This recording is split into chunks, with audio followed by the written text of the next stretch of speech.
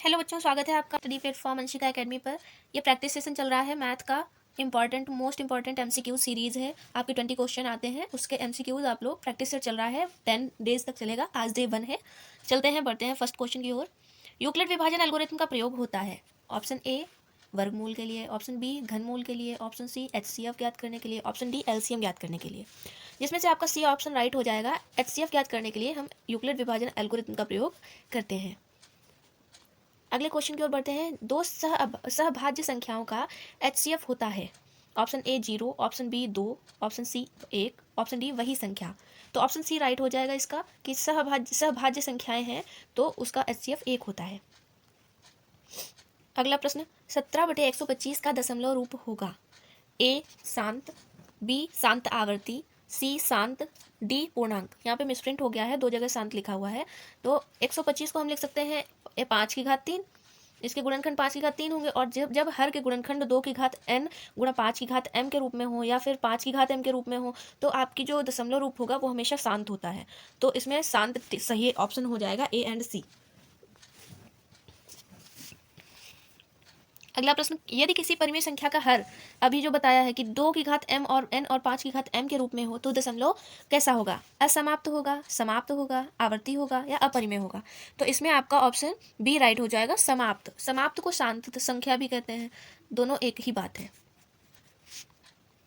अगला प्रश्न, 7/13 का दशमलव रूप होगा।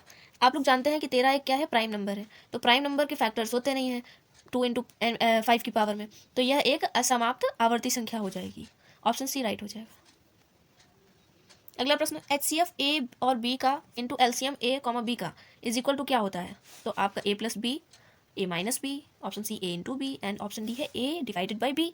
लेकिन आपका सी ऑप्शन राइट हो जाएगा, ए इंटू बी। ये फॉर्मूला तैयार कर लीजिएगा, बोर्ड का फेवरेट क्वेश्चन है ये। अगला प्रश्न, 2 और 3 के बीच कितनी अपरिमेय संख्याएं होती हैं? ये आपको कमेंट में बताना है कि 2 और 3 के बीच में अपरिमेय संख्याएं कितनी होती हैं। Option A 1, option B 2, option C सीमित, ऑप्शन डी अनंत। कमेंट में बताइए जल्दी से। अगला प्रश्न है पाई है। पाई क्या है? परिमेय संख्या है, पूर्णांक है, अपरिमेय संख्या है या फिर प्राकृतिक संख्या है? तो पाई आपका एक अपरिमेय संख्या है। पाई कैसा है? अपरिमेय संख्या। अगला प्रश्न, किसी संख्या का दशमलव रूप यदि असमाप्त अनावर्ती हो तो संख्या होगी ए परिमेय, बी पूर्ण, सी अपरिमेय और डी प्राकृतिक।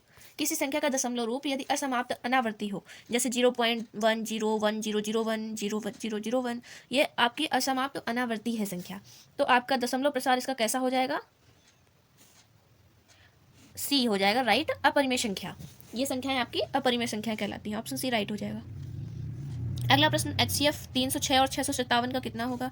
तो इसको आप लोग सॉल्व करिएगा। कितना होगा एचसीएफ? है ना, 9, 18, 27 या 3। एचसीएफ क्या होगा भाई? तो जल्दी से सॉल्व करके इसका भी आंसर आपको कमेंट में बताना है। ऑप्शन ए राइट हो जाएगा इसका 9।